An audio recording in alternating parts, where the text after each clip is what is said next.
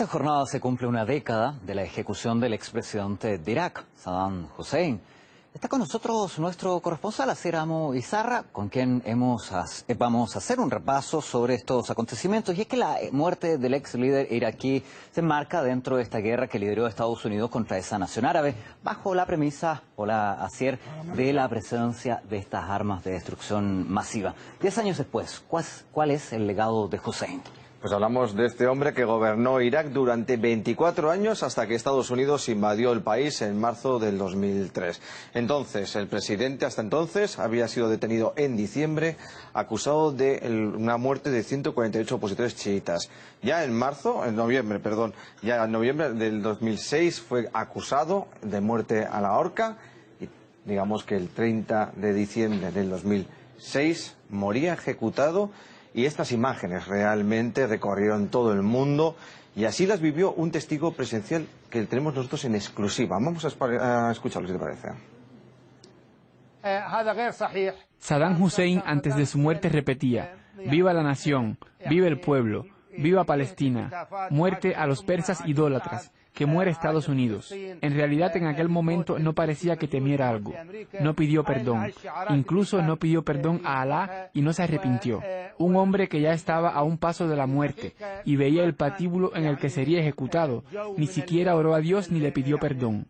No lo hizo. No pronunció ninguna oración antes de morir.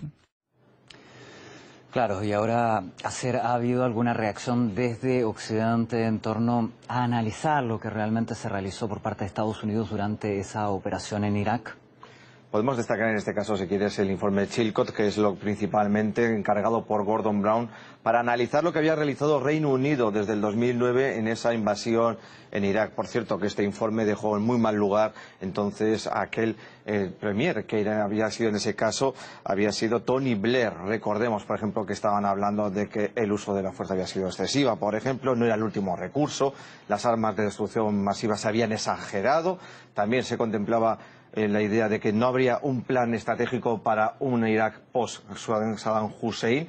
Son algunos de los aspectos, y todos recordamos aquella mítica frase de Tony Blair que encargaba a George Bush, hijo, de: haré todo lo que me pidas, estaré contigo siempre. 10 años después estamos viendo de que personas que habían estado involucradas en estos casos pues empiezan a tener más datos y ya no se callan, hablan sin tapujos. Por ejemplo, en este caso hablamos con él, de John Nixon, interrogador de la CIA de Saddam Hussein, que debe haber permanecido en el poder, según asegura. Pero va más allá, ha escrito un libro que se va a publicar recientemente y donde se recoge, por ejemplo, que es improbable que un grupo como el Estado Islámico pues hubiese tenido el mismo éxito bajo su régimen represivo, por ejemplo, como el que tuvo el gobierno chiita de Bagdad en ese caso.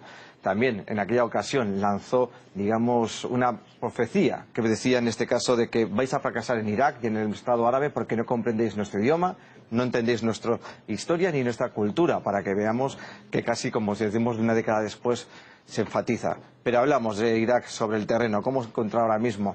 George Bush, hijo, decía que tras la retirada, en este caso, de las tropas iba a quedar un Irak, digamos, democrático. Vemos que no es así. El caos reina y la violencia también. 169.000 o 188.000, dependiendo de las cifras, vemos de civiles muertos.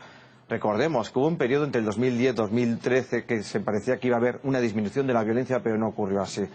Estados Unidos abandona el país en 2011 tras 8 años de ocupación y desde entonces tenemos un país dividido, envuelto en el caos y en la violencia. Un Estado fallido, como lo consideran numerosas organizaciones internacionales. De hecho, hemos profundizado en este asunto con un experto internacional. Él es Eladio José Armesto. Sostiene que Occidente debería disculparse por las desastrosas consecuencias de esa ocupación estadounidense en Irak. Si Occidente se examina su conciencia, si Occidente quiere practicar lo que predica y quiere quedar bien ante la historia, debe de pedir perdón por esta invasión y esta ocupación injusta del pueblo iraquí y de este asesinato a sangre fría de su presidente, el presidente Saddam Hussein.